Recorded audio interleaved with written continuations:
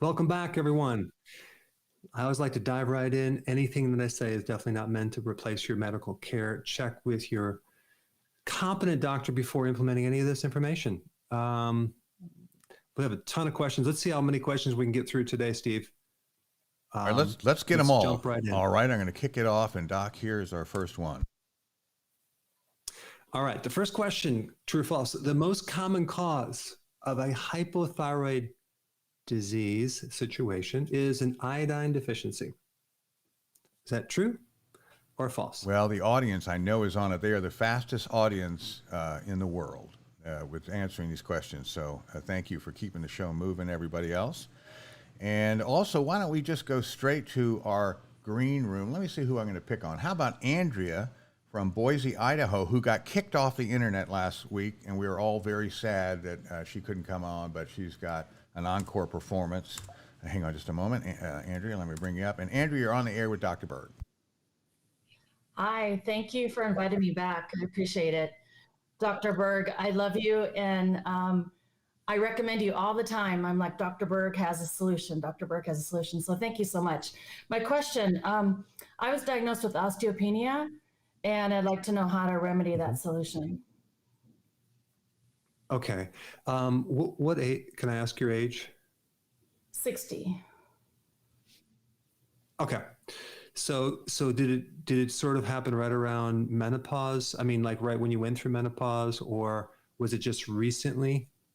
I just had a scan. It's the first time I've ever had a scan, so I don't actually know. But I do know that I'm deficient in vitamin D. I can't take vitamin D because I sweat. I get super, super hot from the inside. And so I feared this would happen, and lo and behold, it did. Okay. So there's a couple things I would recommend, because vitamin D basically increases the absorption of calcium. But if you take calcium, you'll still get some absorption. I would definitely find a good bone building supplement that actually has the type of calcium that is not calcium carbonate. And I would, if possible, start doing more fermented dairy products, definitely raw milk cheese if you can get it from Europe, just because you need calcium is kind of like the main one, but it's definitely not the full picture. You need a really good trace mineral product.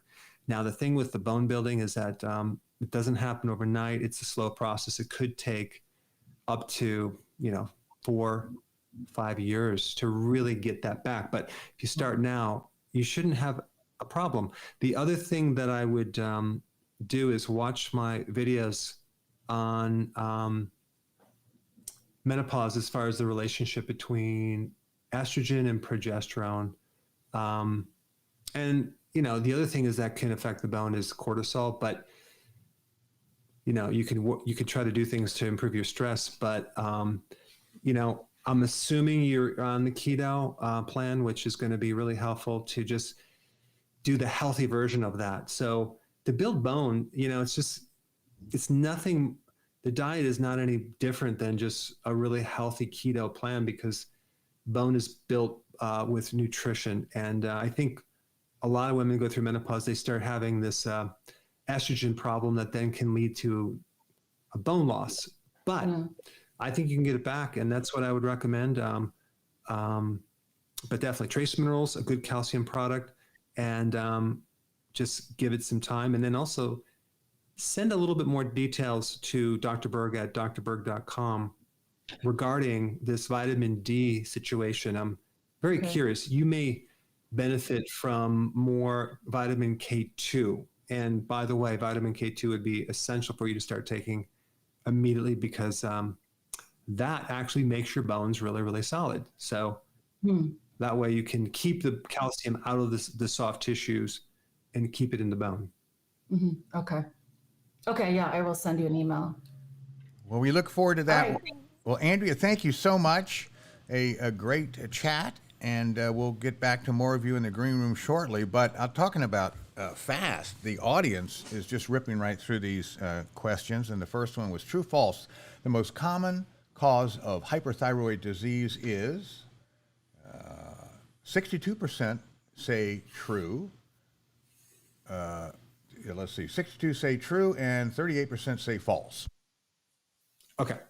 So, so it's false. The majority of thyroid problems are really related to not an iodine deficiency, even though a good portion of the population is iodine deficient because they're not consuming enough food that comes from the sea. And the iodine in the soils, especially if you get off the coast of some ocean, is going to be deficient. That being said, like 90% of all hypothyroid situation is Hashimoto's, and that is autoimmune. It's not an iodine deficiency. So this is why when people are diagnosed and they start taking iodine, they don't really see the big changes. This is also why people go and get diagnosed and then they get on Synthroid and they don't really actually feel better. And you just want to ask the doctor, like, what's causing my thyroid problem? Is it what's causing my lack of production? And see what they say. You're going to find they don't know. And then the problems, if you take a hormone over a period of time, it tends to cause the thyroid to be dependent on that hormone. And it's about managing a low thyroid. It's not about correcting it. So is there going to be a point you come off of it? Probably not. So I'm going to release a video today on more of a deep dive on what people can do, because the majority of thyroid problems are not actually a thyroid problem. Thyroid is just the symptom. Interesting. Okay, well, listen, let's go over to social media and find out who's listening as usual.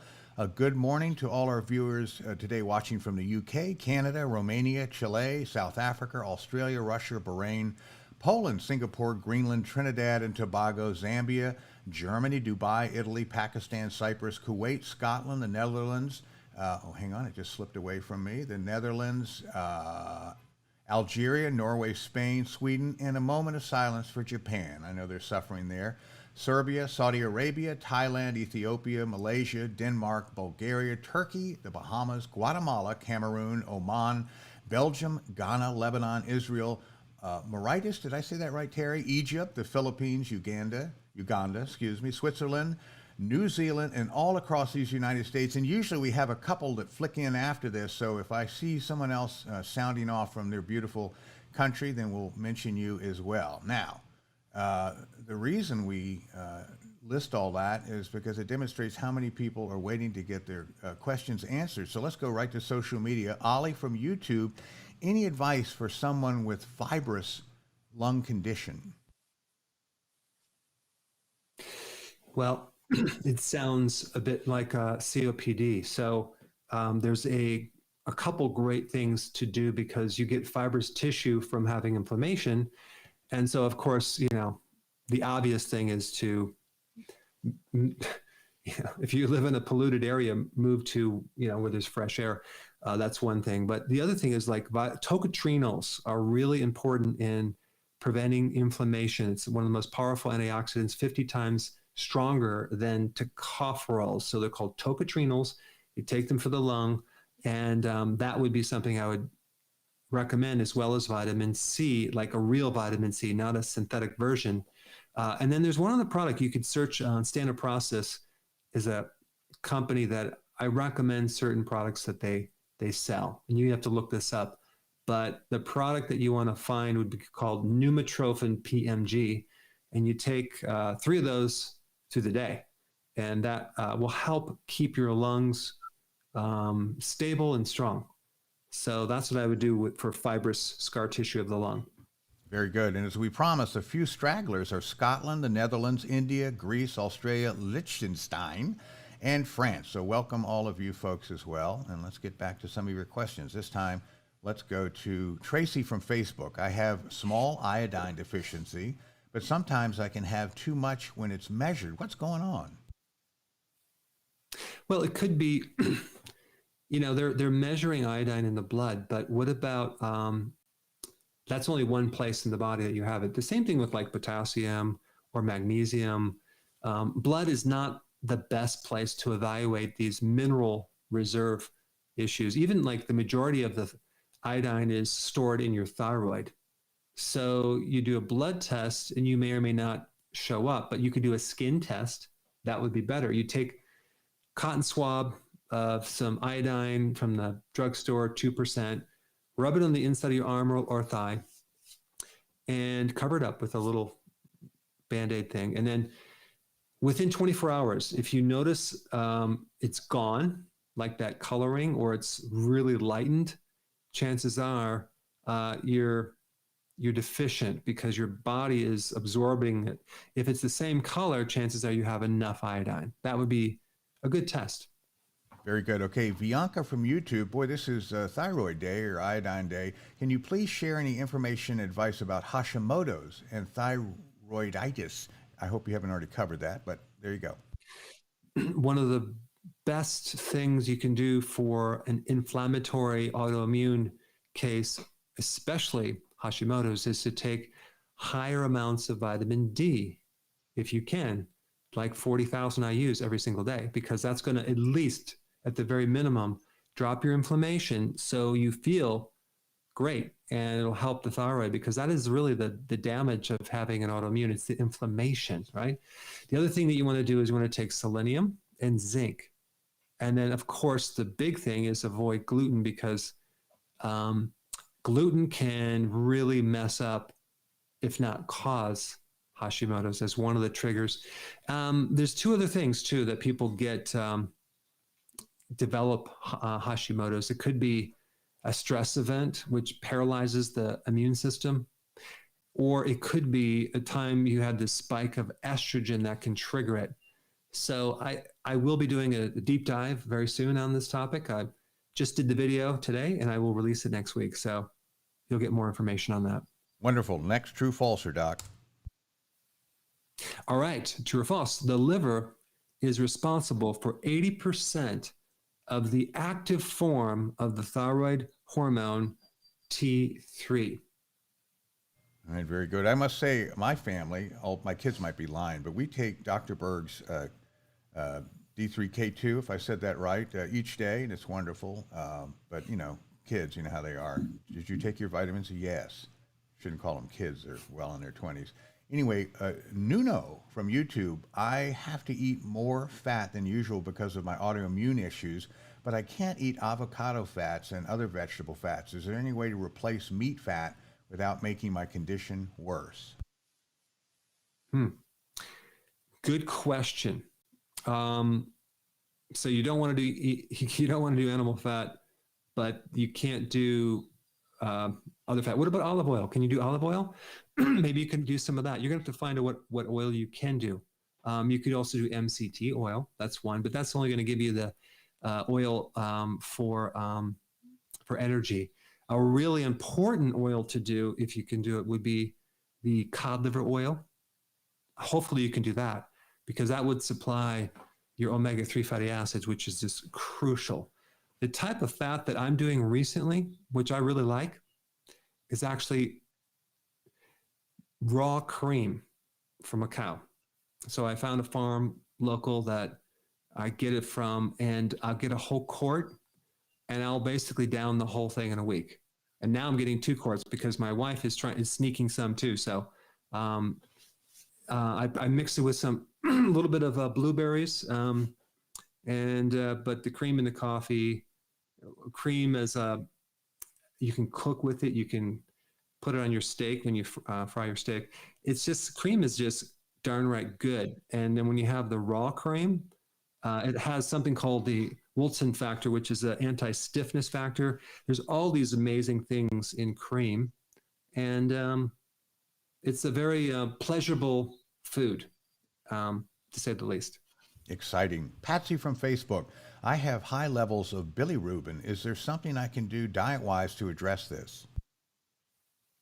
Yeah, you need to do 2 things. One is probably a good gallbladder formula. Bile salts will help.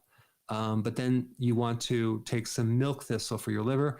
And while you're doing that, of course, get on healthy keto, because ultimately the liver needs some support.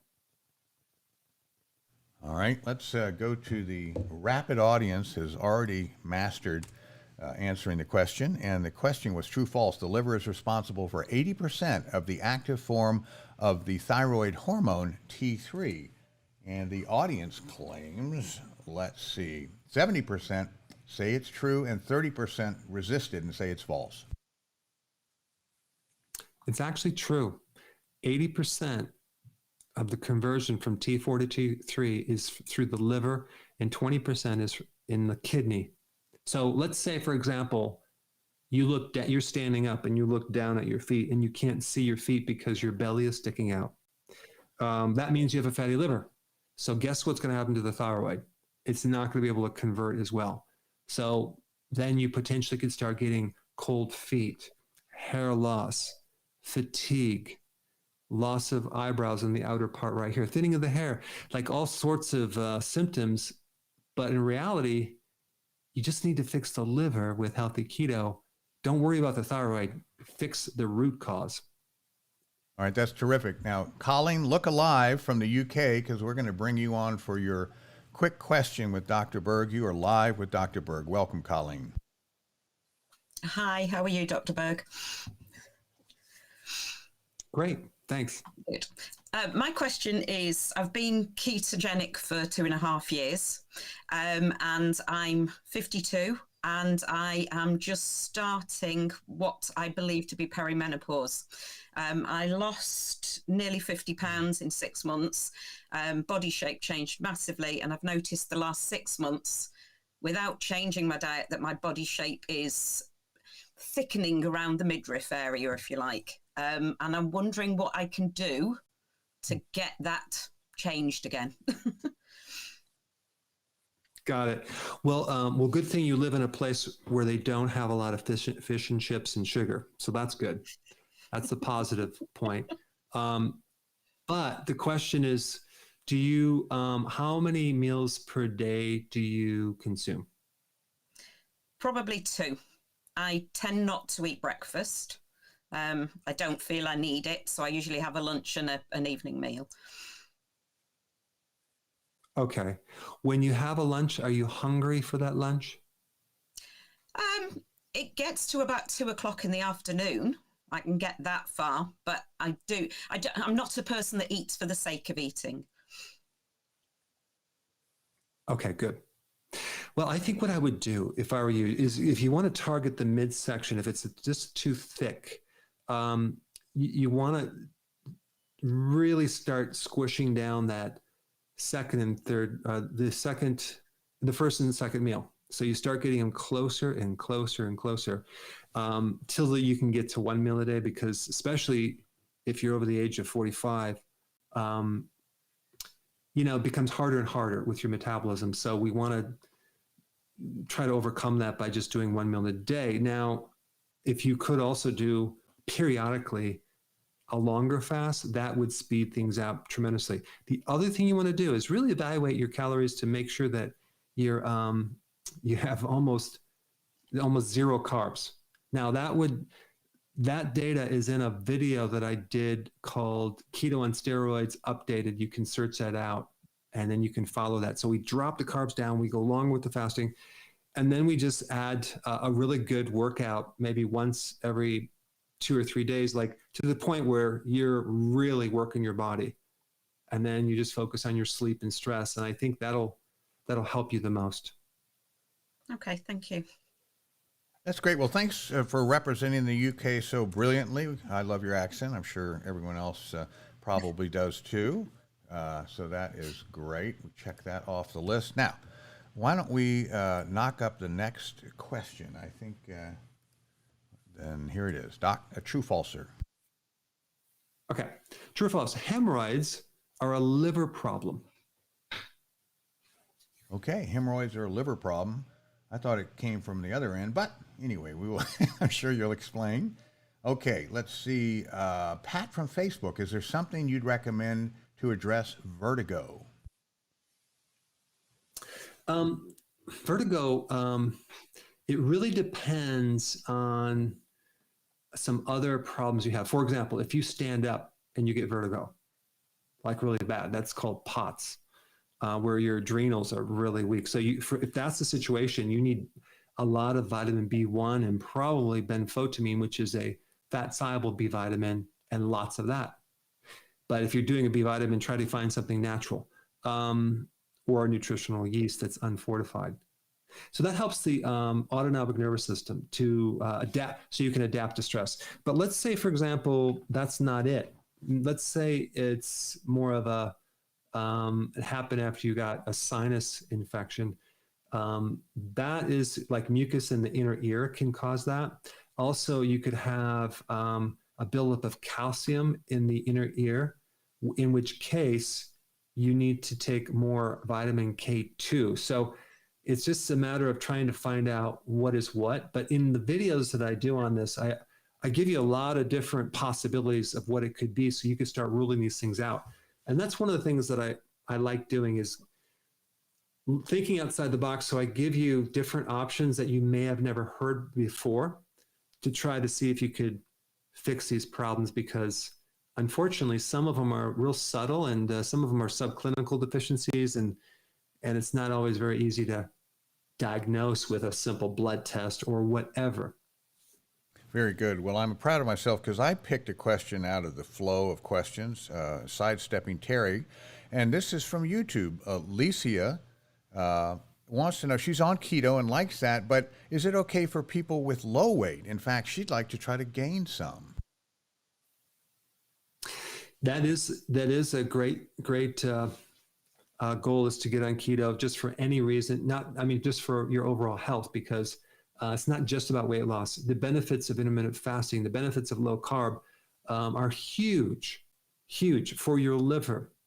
Now, how to maintain the weight, that's going to be a little difficult, but you're going to have to increase your calories, eat more, and make sure your fat is at a certain level, because you can't go low fat with this. Because what we want to do is we want to have enough dietary fat for your body to turn into ketones, so it doesn't turn your own body fat into ketones, which then you're going to be leaner.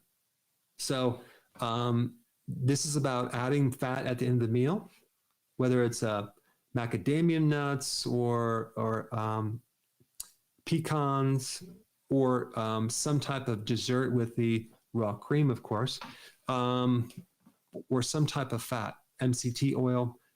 That's what you're going to have to do. And then in addition to that, I would really work on strength, work on your muscles. So do a workout that involves lower reps and more volume of workouts, so you can start to develop more muscle. And so as you do keto, you can increase your muscle strength and size to a certain degree. Boy, one person's hell is another person's heaven. I wish that's what I struggled with. But I'm able to keep the fat on as necessary. Anyway, let's go to a question about kids. Elizabeth from YouTube, is it okay for an 11-year-old to start intermittent fasting? I'm assuming they're probably overweight.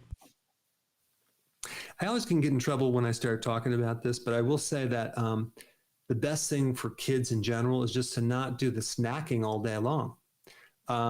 So that would be like 3 meals a day. But if they have a weight problem, start maybe 2 meals a day. Just make sure the calories are sufficient. So go up with the calories and just split it up between 2 meals.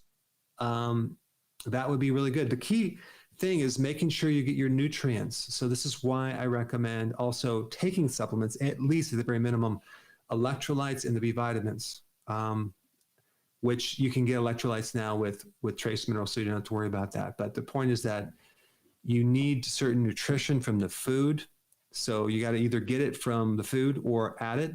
It's really hard to determine if your food has nutrition in it. However, I have gotten all sorts of really cool testing devices that I'm able to now test things. So I'm doing a whole deep dive on trying to find some food that actually is nutrient dense.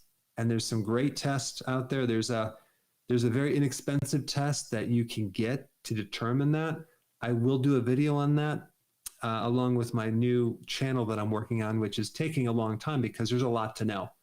And it's on about foods, growing your own food, but nutrient dense, like strategies to grow food that is really high in nutrition, which is a whole new concept.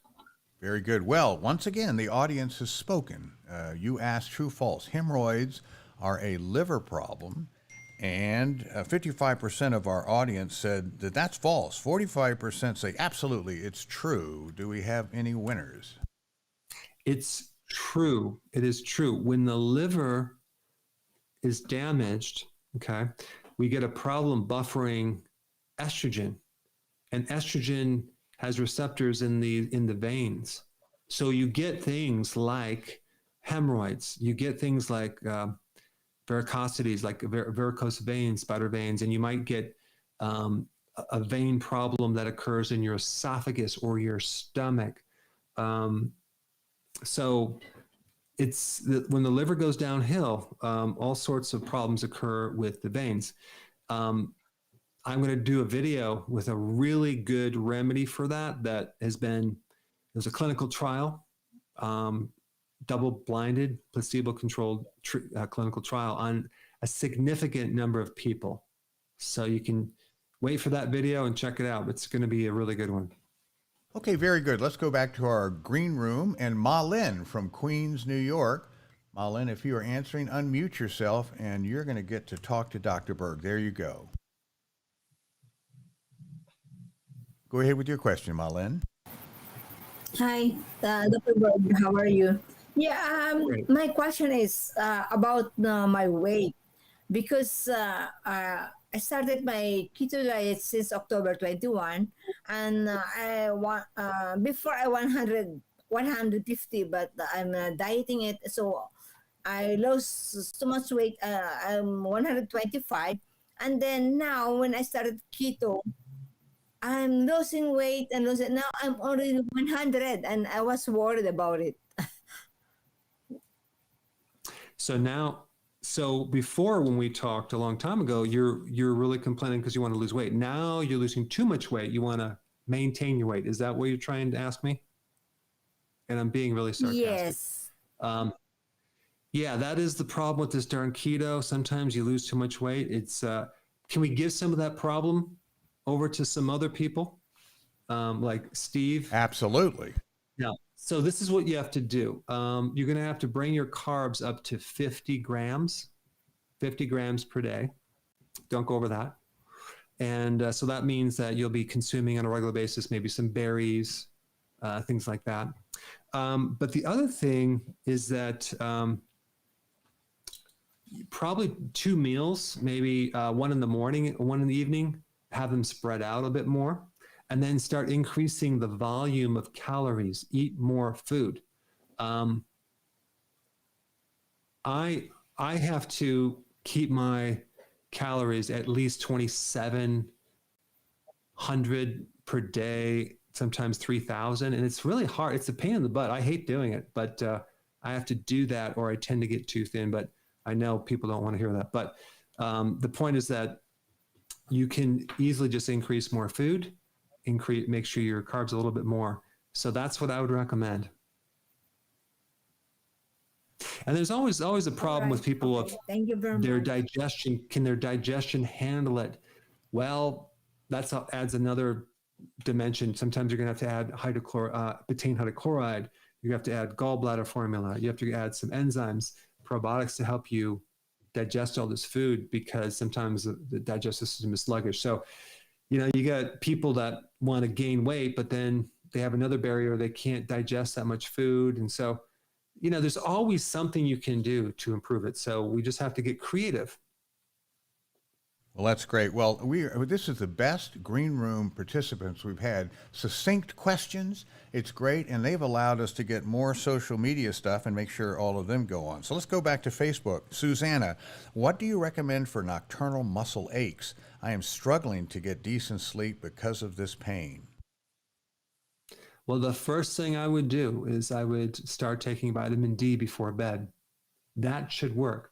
If it doesn't work, then you need to take vitamin E, a really good E complex, because that's really good for all type of muscle aches and different weaknesses. Now, it always gets back down to the basics. Are you on healthy keto? Are you doing intermittent fasting? If not, do that, because let's say, for example, you take these 2 remedies and you still don't feel better. It could be you just have too much inflammation in your body because your carbs are too high. I know also a deficiency in omega-3 fatty acids will also cause that same symptom. So that's what I would start with. Very good. Okay, back to YouTube. Teresa from YouTube. I have really bad fatigue. I'm 49 years old, and people much older have more energy than me. That's enough to make you mad. What should I do? Well, I've done a video on that, quite a few. The first thing you have to do is handle your sleep. If you're sleeping okay, and then there's some other issues. Maybe your diet, you're doing too many carbs. If your diet is okay, then potentially you could have chronic fatigue syndrome, which is coming from Epstein-Barr virus, in which case I did a whole video on that of what remedy to take. So you can be tired from so many different things: cirrhosis of the liver, Hashimoto's, a virus, not sleeping, stress.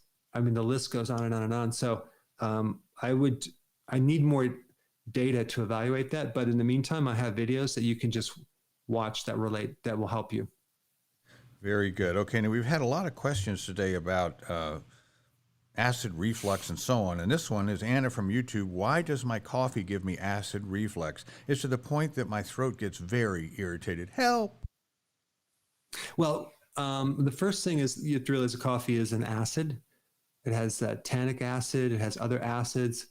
But more than likely, it's the type of coffee that you're consuming. Are you doing organic, or is it just commercial? There are so many chemicals in coffee, unless you're doing an organic version. So that's what I would suggest. And then you could just be sensitive to the acidity or the nutrient or the phytonutrients in coffee, in which case you may do better from using tea. Very good. Or just heating up your coffee and doing a coffee substitute, which there's quite a few different ones that mimic the flavor of coffee. Well, I think I'd shrivel up and die without my cup of coffee. But anyway, Kathy. Steve, how big is your cup of coffee? Do I have to say? No, I have a couple of them a day, and they're pretty jumbo. But I brew cold brew coffee, and I have one that's decaf and one that's regular. And so I really keep the regular down so I can enjoy more. Come to think of it, is decaffeinated still bad for you, or is that a good idea? I would highly recommend getting an organic decaf. All right.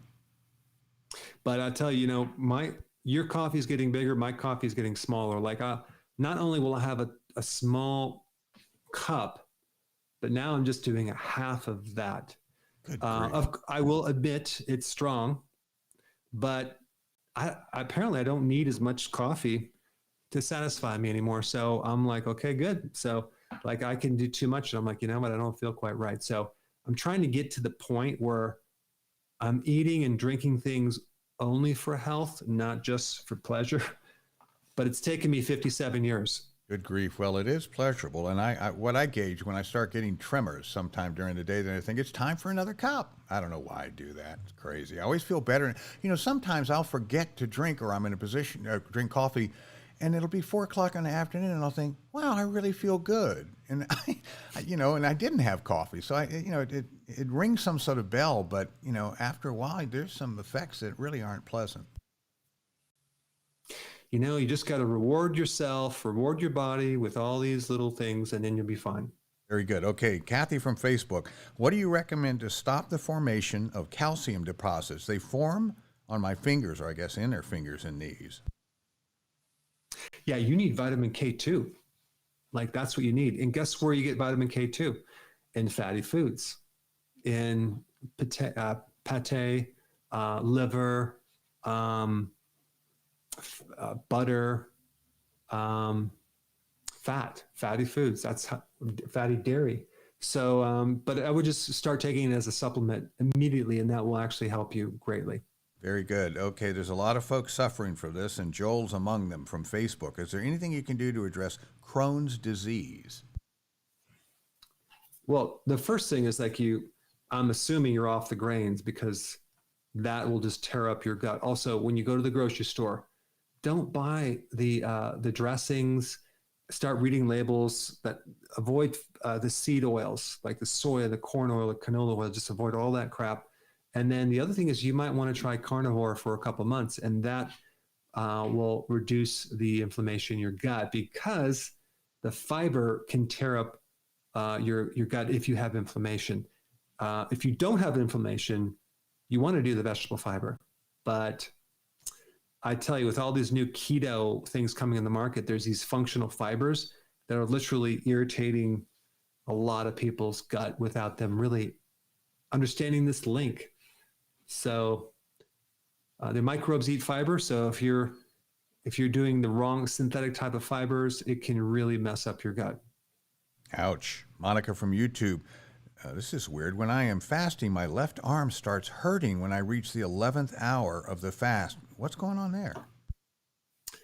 Well, I think what's happening is you're not using your gallbladder is a bit sluggish, okay? And that needs to be adjusted, which it will over time. So you need to massage the left, underneath the left rib cage, and the right side, because there could be some sludge that's building up in the bile ducts, which is causing the pancreas to kind of get congested, and that can refer pain where you have it. So a good remedy for that would be something called TUDCA, which is great for any type of bile sludge type problems. Very good. All right, audience, rev your engine, because here's our next question. Discomfort in the right upper part of the abdomen is usually caused by what? Audience, climb on that. And let's see. Christy from Facebook. I have lost almost half of my hair from having COVID. What should be done to reverse that loss?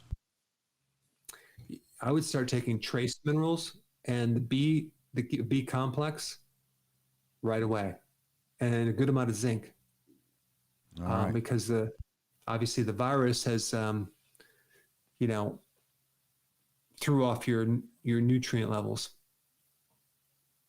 Very good. Okay, Grishna from Facebook. What is the first thing I should be doing to address adrenal fatigue? I would support your adrenals with a good adaptogen. Ashwagandha is a good one. I'm not biased of my adrenal and cortisol support product, but it's the best thing out there for adrenals. So if you took some of that, I think you'd feel wonderful. You feel less stressed, and you'll feel like you can cope a lot better. Now, the other thing that you can do, and I did a video on this, is called the stress webinar, if I'm not mistaken.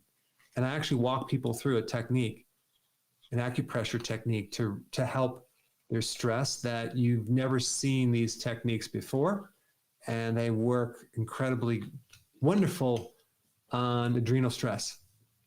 Very good. Sheila has neuropathy in her hands and feet and wants to know if you have any recommendations. Absolutely. The best thing to take is benfotiamine and alpha lipoic acid. Both of those are great for peripheral neuropathy. All right, let's see here. We did that one. I tell you what, why don't we go back to the green room and go to the lovely Katie, who's in Michigan. And I'm going to unmute her, and she's going to do the same. And Katie, you're on for your one question for Dr. Berg. Hello, thank you for having me. So my husband and I, the more we watch your videos, the more we're realizing that keto and IF can pretty much address all of our health complaints. But I'm pregnant and will soon be nursing, and he is type 1 diabetic. So I'm wondering if we need to make any special accommodations or adjustments for those. You know, I'm so glad you brought that up, because I'm so glad that you started keto before you got pregnant, because you're creating an environment for that baby to thrive and optimize their growth and development. The most important time of a really healthy diet would be when you're pregnant, or a little bit before, which you've done. So now it's all about nutrient dense foods. Not too much about fasting, but just make sure your foods are high quality. Make sure you take the vitamin D and the DHA, the zinc, the iodine from the trace minerals. And then that way, when you deliver, your delivery will be smoother, Your child will have good dental structure because they have enough vitamin D. You won't have to buy braces. They won't get scoliosis or have flat feet or bowed legs. So they'll have good mandible and good. They'll be able to keep their wisdom teeth. So there's a lot of good things, and you'll notice better cognitive function, coordination. So, and then hopefully you can breastfeed for a good amount of time too. But yeah, so that's the main thing right now is just get those nutrients in, and your baby's going to do great. So definitely don't do the formulas, because it's all that soy is just such an unknown for these small infants to give that much estrogenic effect to a small child. So I think this is going to be great. We had 3 kids. We had midwives. That's the way we did it. And of course, on the 3rd child, the midwife never showed up. So, surprise. I was glad to help, doctor. I was glad to help. So anyway, that's what I would recommend. But I'd like to get the word out more on the importance of that diet for the mothers, especially because you could avoid so many long-term problems just by what you're doing right now. That is so great. Well, I can tell you she's doing a lot. She's a super mom. She was folding clothes, tending to her kids, and getting ready to talk to Dr. Berg. So you are definitely a super woman, and I think that's terrific. And thanks so much for joining us, and congratulations on your next baby. So let's see here. Why don't we go back to social media? Dave from YouTube. Dr. Berg, you are amazing. You have saved me with your life-saving advice. Thanks so much. So, by the way, once again, we get a lot of that, and we're, try to stick with the questions, but, Dr. Berg is very grateful for all your great, counsel and so on. Why don't we go to the next question? Okay, and here it is. Okay. Discomfort in the right upper quadrant of the abdomen is usually caused by what? Okay, not sure if I screwed up the. Did we answer the last question? No. Did we cover the last? Did we answer the last question, Steve? I don't think we did, and I apologize, but I've got answers for it. That wasn't Terry's screw up; it was mine. And let's see, I've already discarded that one, I think. Or maybe that's the one we already asked. Anyway, quiz number 4 answers 40% say liver issues, 40% say gallbladder issues, 10% say pancreas issues, and 10% say bile issues. Well, everyone's right, because on that area of the body, you have the liver and you have the gallbladder and you have the connections, the tubes, which are called ducts. They're like the common bile duct. So that would be related. Usually, it's going to be a problem with pressure in either the liver or the gallbladder, because those ducts have sludge in them. And I'm not making up this term. It's a medical situation. You have sludge, bile sludge in these tubes that don't drain properly. There's entire support groups that have these problems, and they're coping with them, and they don't know this one secret that I'm going to reveal next month in our follow-up. I'm just sarcastic. I'm just kidding. I'll tell you right now. It's called TUDCA, and TUDCA is a type of bile salt that, it can work so fast for these people. It just thins the bile. It allows it to flow.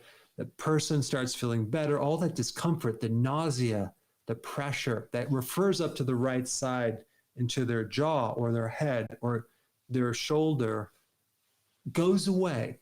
And you would take between 750 to 1,500 milligrams in a day. And I would take them on an empty stomach. So it's kind of like take 2 tablets in the morning, empty stomach, and then take 1 in the afternoon. That would give you 1,500 milligrams. But you'll notice that your liver will finally be happy. Your gallbladder will be happy. But now if you need more bile salts, I would recommend a good just regular gallbladder support with the bile support in it with some other things. And of course, I'm not biased of my own gallbladder formula, but I am biased, but to thin the bile, you need the TUDCA. That's a different situation. Very good. Alexandria from Facebook. A young friend of mine has been diagnosed with rheumatoid arthritis. What advice would you share? I've done a lot of videos on that. I think the best thing is that vitamin D. It's an autoimmune condition. So vitamin D in higher amounts, like 40 to 50,000 IUs every single day. Now you might say, well, isn't that dangerous? Not necessarily for that condition, because usually people are so deficient and they usually have a problem with absorption. And there's a handful of things that prevent the absorption. So like age, the color of your skin, if it's darker, you're not going to absorb it as much. Where you live on the planet, how much sun exposure, the genetics, if you have it's called a polymorphism, which is like you can't absorb it because the receptor is blocked. So take higher amounts of vitamin D and then just drink 2.5 liters of water a day as your fluid to prevent any possible, not that this would ever happen, but if you're concerned about kidney stones, which is the problem with hypercalcemia, because that would be one of the side effects of taking large amounts of vitamin D. But we're really talking about hundreds of thousands of units for months, not 50,000 IUs.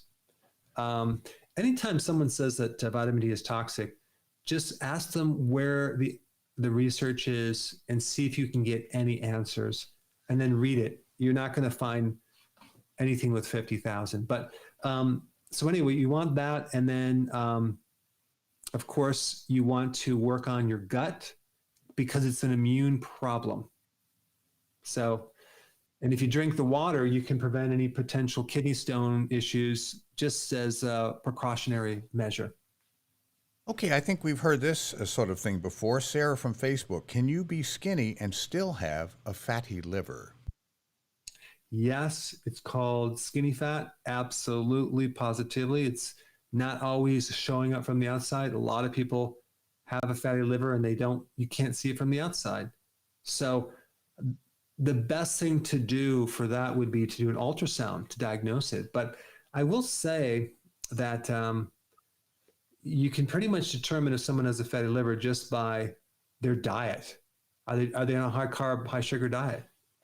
And then a really good remedy that I released a video today is choline. If you even are deficient in choline, you'll develop a fatty liver. So choline is a key nutrient to help mobilize fat and cholesterol out of the liver.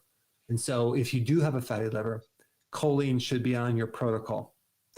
Choline is actually in bile, so it's kind of acts like bile salt. So, but it's really beneficial, as well as the ketogenic plan.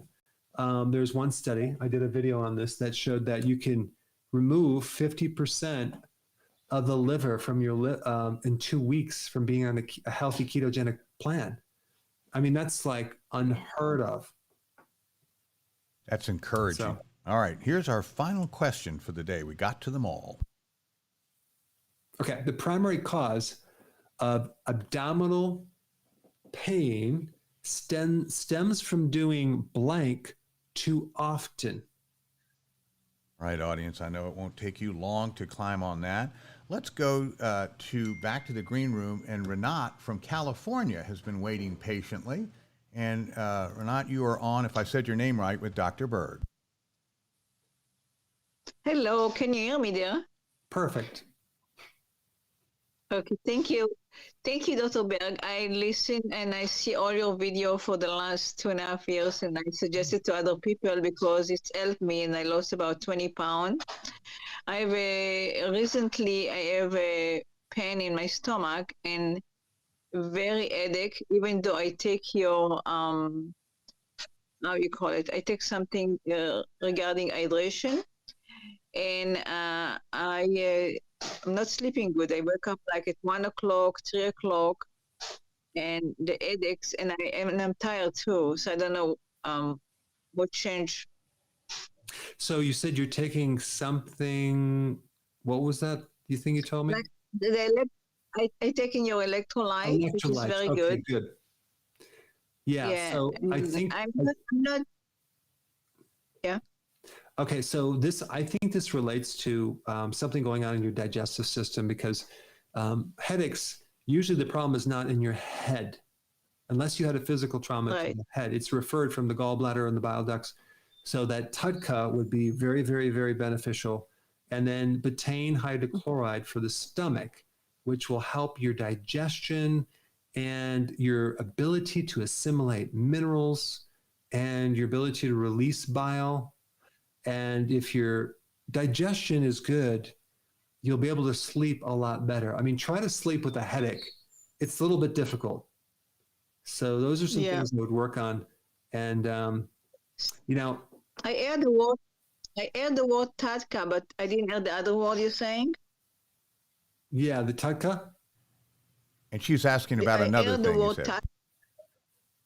What's that, Steve? She said Tutka, and she didn't understand the second word that you said, or second thing for her to get. Okay. Betaine hydrochloride. It's something for your stomach. It's like it's going to help you release your own bile, but if the stomach doesn't have enough acid, then Yeah, which I see. then that can create a lot of undigested stuff from the next level in the small intestine, and all that pressure could go right up and cause a headache. So I think, given what you told me, we want to increase digestion first. So we take about 5 of the betaine hydrochloride before you eat a meal, maybe more, but start off small and gradually work up. And that, the more ability to digest, the better your head is going to feel. So try that. Well, that's great. Well, thank you so much. All right. You're welcome. Thank you so much, Renat, from California. Yeah, betaine hydrochloride. Well, the audience does not disappoint. Once again, they're snappy with their answers. The primary cause of abdominal pain stems from doing blank too often. And let's see what the audience said. Hang on just a moment. Oh, no, I lost that for a second. Here it is. 80% say eating carbs, 10% say too much gluten, and 10% say snacking. The answer is snacking and eating too frequently. That is the number one cause of abdominal pain. Why? Because our bodies are not meant to graze or continually eat. A cow has 4 stomachs. And I have about 10 or 11 cows right now, and I watch them, and they graze, but they don't graze all day. They actually spend quite a bit of time sitting down, chewing their food as it gets regurgitated and chewing it. So even a cow will do that. But the point is that we eat too frequent. Our bodies are not designed to have that food stuck in this plumbing for that constant chronic food digestion. So when you stop eating and you have 2 meals a day or 1 meal a day, wow, you finally give your system a chance to take a break. And like I haven't eaten anything yet since yesterday. And I let my whole system clean out and rest so then I can eat a meal. And oh my gosh, in the past, I had this idea that I had to constantly eat. It's just the slightest appetite. And of course, that little bit of food will cause me to be hungry for more food and take these snacks. And boy, did I have abdominal pain and bloating. And of course, Steve, when you go to other countries that have really good food, and then you want to try everything all day long, you end up with the most severe abdominal pain imagined. So, or even in America, you go to different places where they have a lot of good food, and then you on some vacation, and then they have this thing called, I don't know if you ever heard of it before. It's called the all-you-can-eat buffets, right? Like I'm saying nothing. Go there, and then they have them, and then you could just go. Okay, is it time to eat yet? Oh, it's 4:30. Yes, it's go time to eat. Oh, we have the midday snacks. I mean, it's just crazy. What about a cruise ship? Do they ever have snacks on a cruise ship? Oh my gosh. They sure do. Well, speaking of people overseas, food and cruise ships and so on, why don't we discuss how your products are available more conveniently on an international basis? Yeah, wherever you are. If you're in the Middle East, Russia, Europe, finally now we have our products over there. We're working hard to expand that a little bit more to get into India too. But the thing is that that way you can not have to pay all that expensive shipping, which is really a pain in the butt. So anyway, we should have some links down below. Okay, we have one person left languishing in the green room, but I don't see his picture. Brian, are you with us? Yes, can you hear me? I can. I don't see Perfect. your camera. Can you cut that on for us? Yeah, no. I don't know what happened. I just That's lost the all right. images. You can go ahead with your question without the camera. You're on with Dr. Berg. Oh, yeah. Hi, Dr. Berg. Good morning. Good morning. Yes, I was diagnosed gastritis 4 years ago. I'm 64 years old, and then doctor said he was looking for the H. pylori because that will tend to become the stomach cancer in the future. So last 4 years, I had a stomach endoscopy every once in a year. And what the doctors advised me to do was one thing. He said, eat whatever you like, except for the spicy foods and the caffeine. But he said, he asked me to take the two different type of the antacid before breakfast and another one before dinner every single day for rest of my life. I think that kind of changed my stomach environment. Not only that, 2 years ago, I was diagnosed with osteopenia, not osteoporosis. And also I understand that taking antacid for a long time could potentially have a dementia or Alzheimer or something like this in the future. So my goal is try to reduce or not taking antacid, but try to heal my stomach like a holistic, natural way. And, I understand in eating natural vegetables, certain ketogenic diet, and also intermittent fasting. All this natural thing I've learned from your website, YouTube, if that's going to heal the cancer, I just saw one of the gentleman from France, if that's going to cure the cancer, why not heal the gastritis? Any opinion on this? Yes. So ultimately, the H. pylori it's in a lot of people that don't have any symptoms. It's like kind of a natural microbe. But then when the pH of your stomach becomes too alkaline, then it kind of comes out and it creates more of a pathogenic effect and creates inflammation and even an ulcer.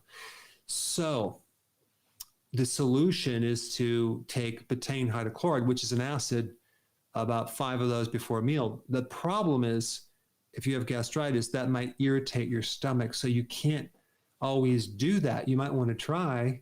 And if it doesn't work, then you have to heal the stomach first with a good chlorophyll or maybe a good natural wheatgrass juice powder to have the chlorophyll to help the inflammation, as well as zinc carnosine, which is good for gastritis. I've done videos on gastritis. It's a little bit different. But going on an antacid kind of goes in the opposite direction, because now you can't digest protein like you could. So there goes the bones, there goes the muscle, there goes your assimilation of minerals, there goes an increase in risk for getting infection and pathogens. So unfortunately, whoever told you that didn't really understand the hydrochloric acid and the pH that should be between 1 and 3, which is extremely acidic. So I'm telling you, these antacids have some serious long-term effects that they don't tell you about, including gallstones and SIBO, which is small intestinal bacterial overgrowth. Like, there are so many issues. So ultimately, you want to get more acid in the stomach, but you might not be able to first. So you might not heal the stomach. I have a lot of videos on gastritis. And then you can also, it seems that most people with what you have do okay with cabbage. Somehow they can do cabbage. That seems to not irritate the stomach and they can feel good on that. So You can do different forms of cabbage like coleslaw, or possibly even some kimchi or sauerkraut. But do those things, and I think you'll be put on the right track. On that note, Steve, it looks like we ran out of time. I just want to say thank you for all your wonderful questions, and I'm sorry I didn't get to everyone's question, but I'm going to try to cram in some of these, some additional videos to answer some of the other questions next week. Stay tuned for some additional interesting, even more interesting than last week, Steve. And I will see all of you next week, same time, same place.